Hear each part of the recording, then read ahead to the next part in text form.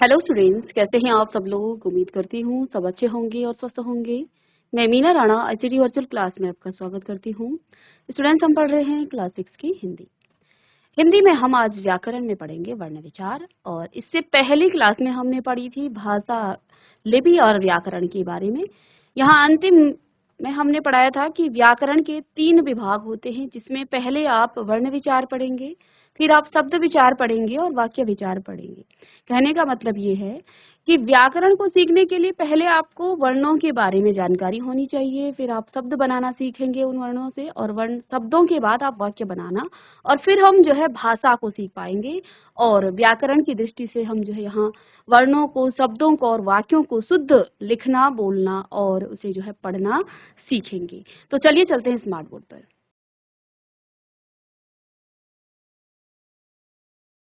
चलिए, वर्ण विचार क्या होता है। अब यहाँ हमारा पहला चैप्टर, इसके बाद जो वर्ण के बारे में हम पढ़ने वाले हैं। तो वर्ण क्या है? भाषा की सबसे छोटी इकाई है। ठीक है, किसी भी भाषा को सीखने के लिए आप उस भाषा की सबसे छोटी इकाई को सीखेंगे। जैसे हिंदी भाषा की सबसे छोटी इकाई है वर्ण। तो वर्णों को सीखने के बाद आप शब्दों को सीखेंगे, फिर आप वाक्य बनाना सीखेंगे, और फिर आप भाषा को सीख पाएंगे जब आप वाक्य बनाना सीख जाएंगे। तो छोटे क्लासेस में आप पढ़ चुके हैं वर्ण क्या होते हैं, आपने वर्णों के बारे में पढ़ा। अब इसके बारे में हम डिटेल में जो है एक समरी रूप में पढ़ेंगे, और फिर ये वर्ण कहाँ कहाँ से, इनकी उत्पत्ति कैसे हुई, इनका भेद किस प्रकार से किया गया है, अब हम यहाँ पर पढ़ने वाले हैं।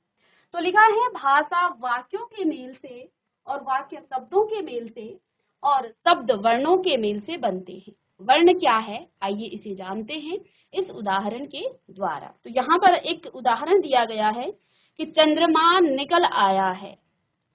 शब्द है चंद्रमा निकल आया है। तो ये जो चंद्रमा निकल आया है, इसमें शब्द कौन कौन से हैं? चंद्रमा, निकल, आया और है। 4 अलग अलग शब्दों से मिलकर के एक वाक्य बना है, चंद्रमा निकल आया है, और इसका एक अपना अर्थ होता है। लेकिन ये जो शब्द है ना, ये शब्द कई वर्णों से मिलकर बने हैं। जैसे कि आप चंद्रमा को ही देखिए, चंद्रमा में बहुत सारे वर्ण हैं। देखिए, इतने सारे वर्णों के मेल से आपका चंद्रमा बना है। यानी कि हमने इन ध्वनियों को लिखित रूप में वर्ण कहा है। ठीक है, ये ध्वनियां हैं और इनका लिखित रूप है ये ध्वनियां।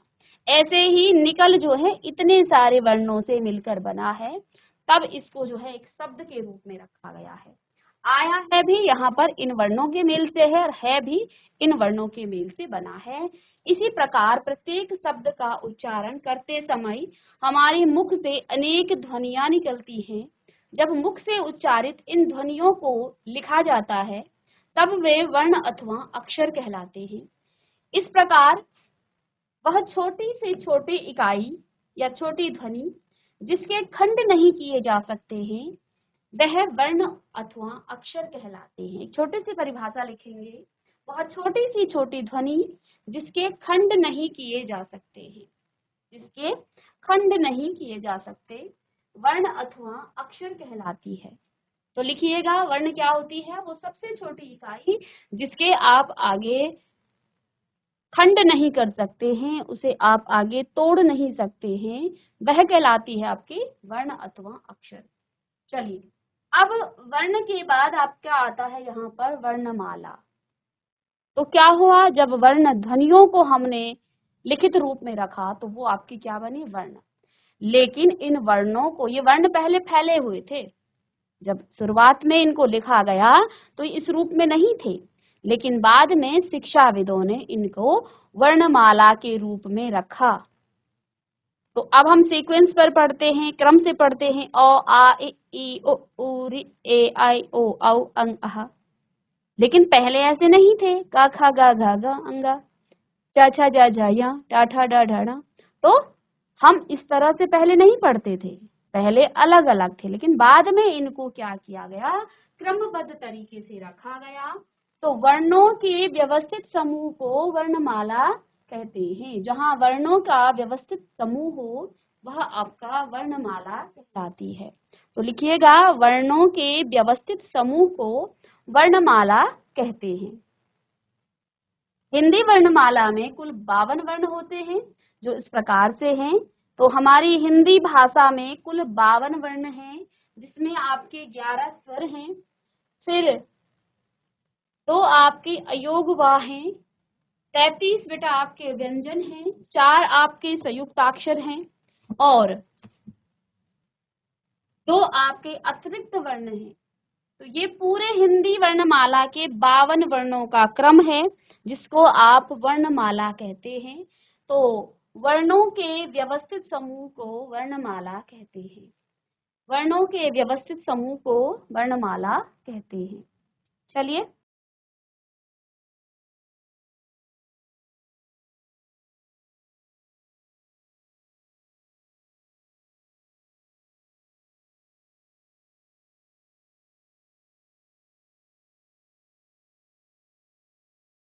तो सभी वर्णमाला को आप लिख लीजिएगा। अ से लेके औ तक आपके स्वर हैं। स्वर हैं आपके 11, जिसमें अ, आ, ई, उ, री, ए, आई, ओ, औ। ये 11 बेटा आपके स्वर हैं। 2 आपके अयोगवाह हैं, अंग और अह। व्यंजन है आपके 33, जिसमें क, ख, ग, घ, ङ, च, छ, ज, झ, य, ट, ठ, ड, ढ। लेकिन ये स्वतंत्र अवस्था में नहीं है व्यंजन। इनको जिस तरह से ये लिखे गए हैं, ऐसे इनको नहीं पढ़ा जा सकता है, क्योंकि व्यंजन को पढ़ने के लिए हमें स्वर की मदद लेनी पड़ती है। अब वो स्वर अ भी हो सकता है, औ भी हो सकता है। किसी भी स्वर की मदद से आप व्यंजनों को पढ़ पाएंगे, नहीं तो आप इन व्यंजनों को इस रूप में कभी भी आप इन्हें नहीं पढ़ पाओगे। जब आप क कहेंगे तो तब आप यहाँ पर इसको क्या लगा रहे हो, उसके साथ आप इस क के साथ अ का स्वर लगा रहे हो, ठीक है। लेकिन अ के साथ ये क इस तरह से बनता है। तो कोई भी आपका व्यंजन है, उसमें अ का स्वर जुड़ा होता है, तब ये हलंत हट जाता है, तब इसे आप पढ़ सकते हो। और जो ये स्वतंत्र अवस्था में लिखे हुए व्यंजन हैं, इनको बेटा आप पढ़ नहीं सकते हो। इनको पढ़ने के लिए आपको किसी न किसी स्वर की मदद लेनी पड़ेगी। या तो क कहेंगे तो अ का स्वर आएगा, फिर आप का कहेंगे तो आ का स्वर आएगा, कि कहेंगे तो इ का स्वर आएगा। तो स्वर इसमें आएगा ही आएगा जब आप उच्चारण करोगे, ठीक है। इस रूप में आप इनका उच्चारण नहीं कर सकते हैं। तो ये व्यंजनों की पहचान भी है, इनको स्वरों की मदद से उच्चारित किया जाता है, जबकि स्वर स्वतंत्र होते हैं, इनका उच्चारण करने में किसी अन्य वर्ण की आवश्यकता नहीं होती है। तो स्वरों को आप स्वतंत्र रूप से उच्चारित करते हैं, जबकि व्यंजनों को स्वतंत्र रूप से उच्चारित नहीं किया जा सकता है। लिखा जा सकता है हलंत के साथ, लेकिन उच्चारण नहीं कर सकते हैं आप, ठीक है। किसी भी व्यंजन को उच्चारित करने के लिए आपको स्वर की मदद लेनी पड़ेगी, चाहे वो स्वर कोई भी हो, है ना। चलिएगा,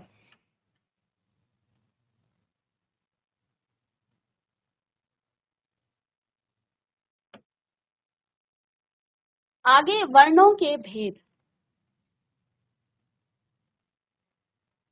तो वर्णों के मुख्य रूप से 2 भेद हैं, स्वर और व्यंजन। वर्णों के मुख्य रूप से 2 भेद हैं, स्वर और व्यंजन। उच्चारण और प्रयोग के आधार पर, उच्चारण और प्रयोग के आधार पर हिंदी वर्णमाला के 2 भेद होते हैं, जिसमें पहला आपका स्वर है और दूसरा आपका व्यंजन है। तो वर्णों के 2 भेद हैं, स्वर और व्यंजन। तो आइए, ये स्वर क्या होते हैं। जिन वर्णों का उच्चारण अन्य ध्वनियों की सहायता के बिना किया जाता है, अभी ऊपर भी हमने बताया था कि स्वरों का उच्चारण करने के लिए किसी अन्य वर्ण की आवश्यकता नहीं होती है, जबकि व्यंजनों का उच्चारण करने के लिए आपको स्वरों की मदद लेनी पड़ती है। उन्हें स्वर कहते हैं, अर्थात इनका उच्चारण आप स्वतंत्र अवस्था में कर सकते हैं। इनका उच्चारण आप स्वतंत्र अवस्था में कर सकते हैं, ठीक है। इसके उच्चारण में वायु बिना किसी रुकावट के, तो जब आप किसी स्वर का उच्चारण करेंगे तो वायु बिना किसी रुकावट के आपके मुख से जो है बाहर निकलती है। यानी कि जब आप किसी स्वर का उच्चारण करते हैं तो वायु कहीं भी आपके मुंह के अंदर नहीं अटकती है, वायु सीधे स्वतंत्र अवस्था में बाहर निकल जाती है। तो हिंदी वर्णमाला में आपके 11 स्वर हैं, अ से लेके औ तक, ये सभी आपके स्वर हैं। चलिएगा,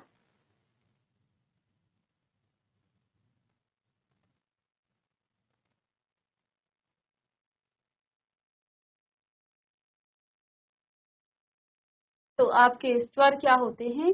जिनका उच्चारण स्वतंत्र अवस्था में किया जाता है या जिन वर्णों का उच्चारण अन्य ध्वनियों की सहायता के बिना किया जाता है उन्हें स्वर कहते हैं। और इनके उच्चारण में वायु बिना किसी रुकावट के मुख से बाहर निकलती है। हिंदी वर्णमाला में 11 स्वर होते हैं जो इस प्रकार से हैं, अ से लेके औ तक।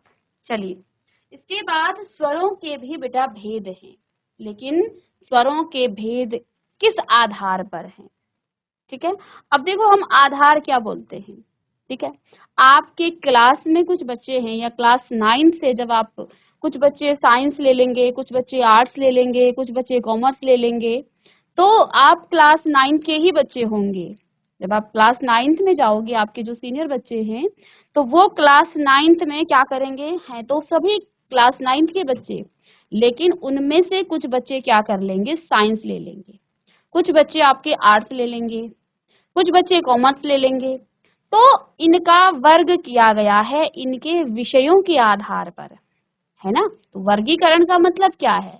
देखो, वर्गीकरण में क्या होता है तो वो स्वर ही, लेकिन किस आधार पर? तो बच्चे आप अलग, साइंस के बच्चे अलग हो गए, कॉमर्स के अलग हो गए, आर्ट्स के अलग हो गए, तो आपका भी वर्गीकरण किया गया है, आपका भी अलग अलग सेक्शन आपको मिल जाते हैं। तो ऐसा क्यों हुआ? किस आधार पर आपको अलग अलग किया गया है? आपको विषयों के आधार पर अलग किया जाता है। इसी प्रकार जो स्वर हैं, ये हैं तो स्वर ही, आप हो तो क्लास 9th के ही बच्चे होंगे। आगे जब आप क्लास 9th में जाओगे या आपके भाई बहन होंगे आपसे बड़े, तो उनसे आप पूछना कि आप साइंस के हो या आर्ट्स के हो, या सीबीएसई बोर्ड में आपको 11th से ही आपके सब्जेक्ट डिस्ट्रीब्यूट होते हैं, तो यहाँ पर जो है, और आईसीआईसी बोर्ड में आपका 9 से ही हो जाता है। तो वहाँ आपको सब्जेक्ट के आधार पर, विषयों के आधार पर आपको सेपरेट किया जाता है, आपका वर्गीकरण किया जाता है। ठीक है, या आपने देखा होगा कि आप पंक्तियां जब बनाते हैं या आप बैठे हो अपनी क्लास में, तो लड़कियों को, गर्ल्स को एक तरफ रखा जाता है, बॉयज को अलग रखा जाता है, तो लिंग के आधार पर आपको अलग अलग बिठाया जाता है। तो ये होता है आधार। आप हो तो क्लास 9 के ही बच्चे, सारे बच्चे, सिमिलैरिटी तो आप में सभी में है। ठीक है, आप सभी में समानता है कि आप क्लास 9 के ही बच्चे हो या क्लास 6 के ही आप बच्चे हो, लेकिन गर्ल्स को एक तरफ बिठा देते हैं या बॉयज को अलग तरफ बिठा देते हैं, या फिर कहीं रैंडम बिठाया जाता है, गर्ल्स के बाद बॉयज। तो वो डिपेंड करता है स्कूल पे, लेकिन जहां भी जिस आधार पर जो है वर्गीकरण किया जाता है, ये हम आधार समझाने की कोशिश कर रहे हैं कि ये आधार क्या है, ये वर्गीकरण क्या है। तो हैं तो ये स्वर ही, 11 स्वर हैं, लेकिन 11 स्वरों में भी भेद है। लेकिन भेद किस आधार पर? इनके भेद क्या है? उच्चारण में लगने वाले समय के आधार पर। जैसे आप क्लास 6 के बच्चे हो तो आपको अलग अलग बिठाया जाता है, गर्ल्स को एक तरफ बिठाया जाता है, बॉयज को अलग बिठाते हैं। तो हो तो आप क्लास 6 के बच्चे, लेकिन आपको वर्गीकरण आपका किया गया है, भेद किया गया है कि आप इधर स्त्री बैठेंगे और इधर आपके पुल्लिंग बैठेंगे, इसी तरह से बिठाया जाता है।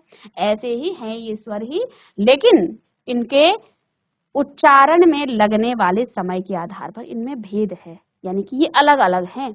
आप क्लास 6 के बच्चे हो, लेकिन लिंग के आधार पर तो आप अलग हो ही। ठीक है, आप गर्ल्स अलग हो गई, बॉयज अलग हो गए, तो ये भेद तो है ही। तो ऐसे ही इन स्वरों में भी भेद है, और वो किस आधार पर है? समय, समय, उच्चारण में लगने वाले समय के आधार पर। यानी कि कहने का मतलब ये है कि जब आप इन 11 स्वरों का उच्चारण करेंगे तो सभी स्वर का उच्चारण करने में समान समय नहीं लगेगा, वो समानता नहीं है। हाँ, स्वर हैं, स्वतंत्र अवस्था में इनको उच्चारित किया जा सकता है, और सभी के उच्चारण में वायु बिना किसी रुकावट के मुख से बाहर निकलती है, लेकिन फिर भी भेद है। आप सभी क्लास 6 के बच्चे हो, आप सभी एक सब्जेक्ट पढ़ते हो, लेकिन फिर भी आप में भेद है, फिर भी आपको अलग अलग बिठाया जाता है। ठीक है, तो ये भेद तो है ही। तो ऐसे ही इन 11 स्वरों में भी अलग अलग भेद हैं, और वो भेद किस आधार पर है? ये भेद, ये अलग भेद इसलिए है कि इनके उच्चारण में समान समय नहीं लगता है। ठीक है, इनके उच्चारण में समय अलग अलग लगता है। तो इस आधार पर इसके 3 भेद हैं। पहला भेद है ह्रस्व स्वर, दूसरा है आपका दीर्घ स्वर, और तीसरा है आपका प्लुत स्वर। हालांकि हिंदी भाषा में प्लुत स्वर का उच्चारण नहीं होता है अब, लेकिन हमें जानना है, हमें जानकारी होनी चाहिए कि प्लुत स्वर क्या होते हैं। और कई बार आप जब देखते होंगे कि किसी शब्द को आप लिखते हैं, बीच में इस तरह का साइन आ जाता है, तो आप फिर वहां पर फंस जाते हो कि ये है क्या, ये बीच में अंग्रेजी कहाँ से आ गई, ये तो छोटा एस बना हुआ है। कई बच्चों को ये लग जाता है। तो ये चीजें हमें जाननी है कि ये आखिर है क्या और इसका प्रयोग हम यहाँ पर क्यों कर रहे हैं। तो चलिए, स्वरों के भेद हुए हैं उनके उच्चारण में लगने वाले समय के आधार पर। तो पहला आपका ह्रस्व है, दूसरा आपका दीर्घ स्वर है, तीसरा आपका प्लुत स्वर है। अब ह्रस्व स्वर क्या होता है, इसको शॉर्ट वबल्स कहते हैं, स्वर वबल्स कहते हैं अंग्रेजी में। जिन स्वरों के उच्चारण में बहुत कम समय लगता है, जिन स्वरों के उच्चारण में बहुत कम समय लगता है, उन्हें ह्रस्व स्वर कहते हैं, उन्हें ह्रस्व स्वर कहते हैं। ये संख्या में 4 होते हैं, यानी कि 11 में से 4 तो आपके क्या हो गए, ह्रस्व स्वर हो गए। ठीक है, ये आपके 4 ह्रस्व स्वर हो गए। अ, ए, ओ, रि, ये 4 बेटा आपके ह्रस्व स्वर हैं। अब इसके बाद दीर्घ स्वर आते हैं, अंग्रेजी में आप इसे लॉन्ग वबल्स कहते हैं। तो शॉर्ट और लॉन्ग, शॉर्ट का मतलब जिसमें कम समय लगता है, लॉन्ग जिसमें ज्यादा समय लगेगा। तो जिन स्वरों के उच्चारण में ह्रस्व स्वर से लगभग 2 गुना समय लगता है, कितना, लगभग, हमने 2 गुना नहीं कहा है, लगभग 2 गुना समय लगता है, उन्हें दीर्घ स्वर कहते हैं। ये संख्या में 7 होते हैं। तो 7 ये हो गए, 4 वो हो गए, टोटल कितने हो गए, 11। तो प्लुत स्वर क्या होगा, ये भी आपके एक प्रश्न बनता है कि 11 के 11 स्वर तो यही। तो हमने आपको पहले ही बता दिया कि हिंदी में इसका प्रयोग नहीं होता है, लेकिन फिर भी संस्कृत में इसका प्रयोग किया जाता है, फिर भी हमें स्वरों के बारे में पता होनी चाहिए। तो अब नहीं किया जाता है इनका हिंदी में प्रयोग। ठीक है, तो जैसे कि हमारे पास 11 स्वर थे, तो 4 आपके ह्रस्व स्वर में आ गए, 7 आपके दीर्घ स्वर में आ गए। तो ह्रस्व स्वर से दुगुना समय लेते हैं दीर्घ स्वर उच्चारित कर होने में, यानी कि जब आप इनका उच्चारण करोगे तो आपको ह्रस्व स्वर के मुकाबले दुगना समय लगेगा इनका उच्चारण करने में। ठीक है, चलिए, और कौन कौन से हैं अब आप उच्चारण भी करके महसूस भी कर सकते हैं इसको। आप जैसे आपने उच्चारण किया ह्रस्व का, अ, ए, ओ, रि, और आ, ई, उ, ए, आई, ओ, औ। तो आप बार बार उच्चारण कीजिए और महसूस कीजिए कि हाँ, हमने अ बोला, छोड़ दिया, ई, ए, ई, अ बोला, आ, तो दुगना समय लगा, ए, बहुत कम समय, ई, उसी ए को हमने खींचा है, ई, बड़ी ई, इसे कई बड़ी ई और छोटी ई भी कहा जाता है। तो क्यों कहा जाता है, क्योंकि इसमें दुगना समय लगता है, उसमें कम समय लगता है, वो छोटा हो गया, ये बड़ा हो गया। तो ए, ई, उसे एक तो खींच रहे हैं हम, ई, ओ, ऊ, रे, ए, आई, ओ, औ।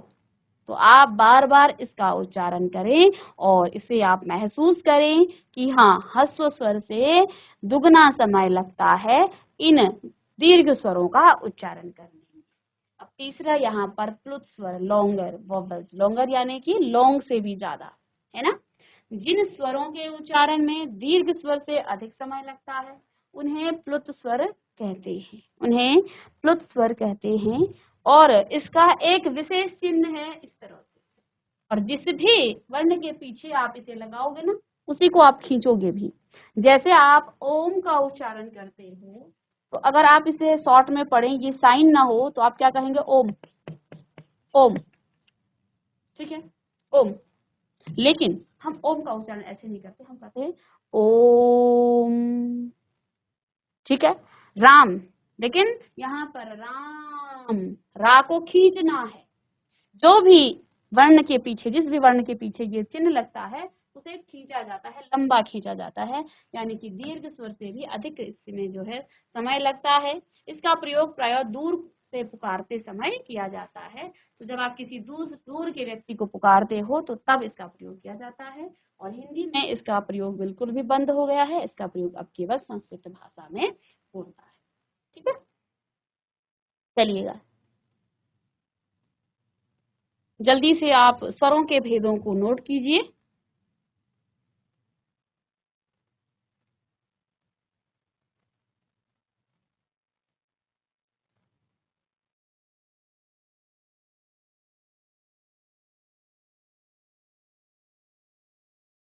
चलिए अब आगे आते हैं हम स्वरों की मात्राओं पे। स्वरों की मात्राएं होती हैं और आपने छोटी क्लासेस में भी मात्राओं से जोड़ करके शब्द बनाने सीखे होंगे। तो आइए एक बार इसको हम रिवीजन कर लेते हैं। तो जब स्वरों को व्यंजनों के साथ मिलाकर लिखा जाता है, जब आप किसी स्वर को किसी व्यंजन के साथ मिला रहे हैं, तब ये अपने मूल रूप में प्रयोग नहीं होते हैं। यानी कि आप उनको स्वर की तरह नहीं लिखते हो, बल्कि इसका स्वरूप बदल जाता है। किस तरह से बदल जाता है? व्यंजनों के साथ इनके चिन्हों का प्रयोग किया जाता है। व्यंजनों के साथ जो है आप इन स्वरों के चिन्हों को प्रयोग करते हैं, ना कि पूरे स्वर को। स्वरों के ये चिन्ह मात्रा कहलाते हैं और यही चिन्ह मात्रा कहलाते हैं। अ को छोड़कर शेष सभी स्वरों की मात्राएं होती हैं। सिर्फ अ की मात्रा नहीं होती है, लेकिन अ सभी व्यंजनों में जुड़ करके उन व्यंजनों के हल को, हलंत को हटा देता है। तो अभी मैंने ऊपर भी बताया था कि व्यंजनों को आप स्वतंत्र अवस्था में उच्चारित नहीं कर सकते हैं, उनका उच्चारण नहीं कर सकते हैं। ठीक है, उनका उच्चारण करने के लिए आपको किसी न किसी स्वर की मदद लेनी पड़ेगी। ठीक है,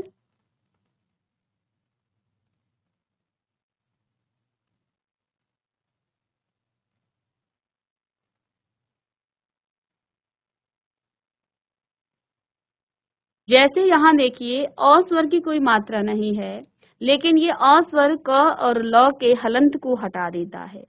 फिर आ, जैसे आपने क में आ जोड़ा तो क्या हो जाएगा? का। फिर ऐसे ही क में आपने इ जोड़ा तो क्या हो जाएगा? कि। क में आपने ई जोड़ा, ई की मात्रा जोड़ी तो मात्रा जुड़ती है की। क में आपका ओ जोड़ा तो कु। ऐसे ही क में आपने ऊ जोड़ा यानी ऊ की मात्रा जुड़ेगी कु। री जोड़ा तो री की मात्रा जुड़ेगी। ए में ए की मात्रा, आई में आई की मात्रा, ओ में औ की मात्रा। तो इन मात्राओं को आप लिख लीजिएगा। चलिए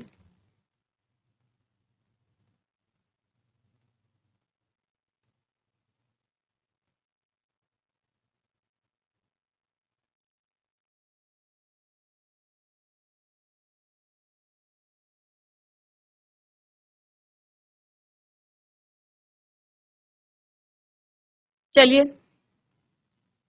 तो यहाँ पर आपने स्वरों की मात्राएं, ठीक है, क्या होती हैं ये आपने पढ़ा।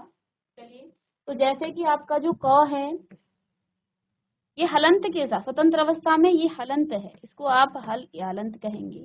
और इसमें अ जोड़ा आपने तो क हो जाएगा। इसी क में आपने जब आ जोड़ा तो ये आपका क्या हो जाएगा? का। मात्राएं किस तरह से जुड़ती हैं। इसी क की हम बात करें, इसमें यदि आपने इ जोड़ा तो क्या हो जाएगा? कि। इसी क में यदि आपने ई जोड़ा तो ये आपका हो जाएगा क्या? की। ठीक है, और ऐसे ही उ जोड़ा तो आपका कु हो जाएगा। उ जोड़ा तो आपका कु हो जाएगा। री जोड़ा तो क्री हो जाएगा। ठीक है, ए जोड़ा तो के हो जाएगा। आई जोड़ा तो कई हो जाएगा। ओ जोड़ा तो को हो जाएगा और औ जोड़ा तो कौ हो जाएगा। ठीक है ना।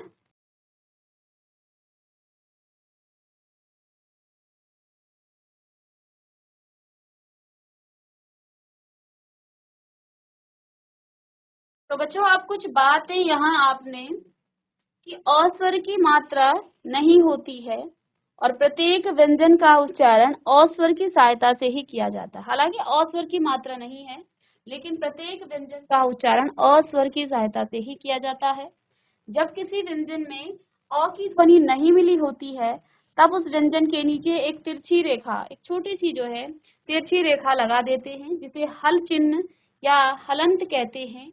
जैसे यहाँ आप देख पा रहे हैं, ये क, च, झ, तो ये सभी जो है इनका उच्चारण नहीं किया जा सकता, लेकिन मैं आपको बता रही हूँ कि ये जो है स्वतंत्र अवस्था के व्यंजन हैं। जब व्यंजन में अ की ध्वनि मिली होती है तो उस व्यंजन के नीचे हलंत नहीं लगता है, उस व्यंजन को इस प्रकार लिखते हैं। तो जैसा कि आप व्यंजनों को लिखते हैं यानी कि वो आपके स्वर सहित होंगे, और इनको स्वर रहित व्यंजन कहा जाता है, जिनका उच्चारण नहीं किया जा सकता है। फिर री की मात्रा प्रायः वर्णों के नीचे ही लगाई जाती है। जैसे हमने यहाँ पर री की मात्रा लगाई थी क में, तो कैसे लगी, क्री हो गया है इधर, ठीक है। फिर इसमें एक इम्पॉर्टेंट चीज आ जाती है कि र में ओ और ऊ की मात्रा उसके नीचे या ऊपर ना लगाकर उसके मध्य भाग में, उसके पेट भाग में लगाई जाती है। जैसे र धन उ रू, ठीक है, रुपया, रुचि, रुस्तम। र में जैसे आपने बड़ा ऊ लगाया तो इस तरह से लिखेंगे रूप, रूठ और अमरूद। तो इनको भी आप याद रखेंगे। तो आज की क्लास में आपने वर्णों के बारे में पढ़ा, फिर वर्णों के आपने यहाँ पर भेद किए, साथ में हमने स्वरों की मात्राओं के बारे में पढ़ा, स्वर के बारे में पढ़ा, स्वरों के भेद किए हैं वर्णों, ठीक है। तो चलिए इसे आप नोट कीजिए।